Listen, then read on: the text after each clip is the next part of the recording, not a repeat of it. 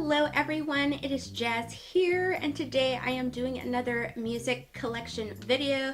Today I'm going to go through albums 11 through 20 of my CD collection. If you would like to watch my video that's albums 1 through 10 of my CDs, I will link that in the description, as well as some other music collection related videos such as my vinyl collection or my digital music collection. So all those links will be in the description if you want to check them out.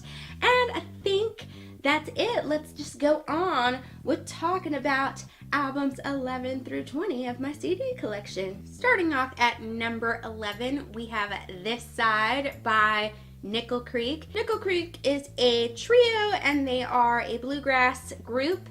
I really love their music. I still love it to this day. I've loved every single one of their album. I don't think there's a bad one in there. This Side, which is their second album, was the first album of theirs that I ever heard, and that's how I fell in love with the group and just their cool stylings and what talented singers and musicians they are. And they write songs in a really cool, different way, and they use really interesting lyrics as well. I think they are just flippin' awesome, and I love them so much. Since I brought up the book The Hours in my last video, I thought I should bring up The Hours yet again and talk about the soundtrack for the film adaptation of The Hours. The Hours soundtrack is composed of all music by the composer Philip Glass. I love Philip Glass's music just on its own. I've listened to some of his individual albums that he's just made for his own compositions, and they are lovely. So of course I love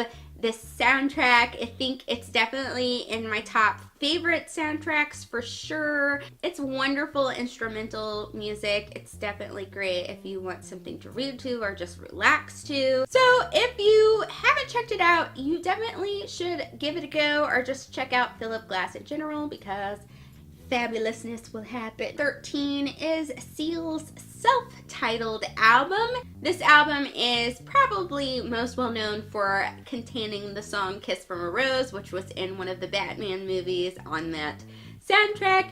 But there are plenty of other fabulous songs on this album. I'm looking at the list and I can't think of one that I don't like on here. There are some cool upbeat tunes. There are some cool slow tunes on here. And I also think that the writing style of the songs is really wonderful and interesting in terms of the subjects that were chosen to be written about and things like that. So it's definitely a goodie. Next, we have the soundtrack for the TV show Roswell. So if you've ever heard me talk about it, you know that in my teens especially, and still even now today, I loved the show Roswell, which was about teen aliens, basically.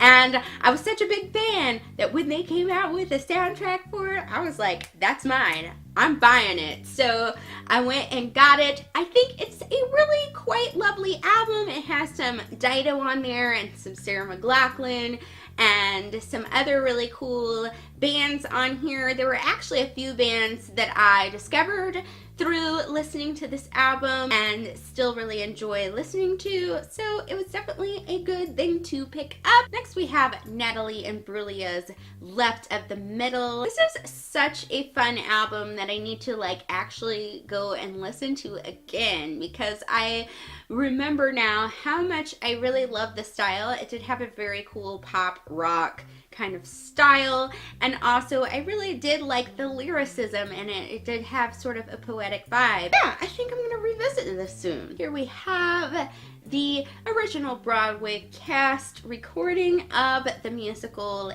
Hairspray. Love this musical. It's just a happy, fun, great musical, and I saw it twice on Broadway, and it was awesome both times. And I kind of love that the character of all the songs and all the characters comes through in the recording, so it's just great, happy fun. Gonna hit 17 and 18 in one shebang, which were the soundtracks for Baz Luhrmann's film Romeo and Juliet, or his adaptation of Romeo and Juliet. So Volume 1, this really fancy, colorful one, was basically the songs that were featured in the movie. So any song with lyrics or anything like that was featured on the volume 1, and then volume 2 was mostly the score to the movie, so some of the more instrumental pieces or background type music. There is one or two things that were like versions of like the cover of When Doves Cry that were featured on volume 2 and not in volume 1, I guess because maybe they weren't long enough or they were considered more like background score. Definitely really enjoyable soundtrack albums. They are very theatrical. I do really think the songs that they chose for that movie really fit in the movie and the vibe they were going for really well. So it's kind of fun to listen to them on their own and kind of hear what you think of them on their own. And I'm such a flippin' Baz Luhrmann fan, so of course I have them in my collection because that's just my fangirl-ness. That's probably why I have volume 1 and 2. Probably most people would just stop at 1, but no, I gotta have both.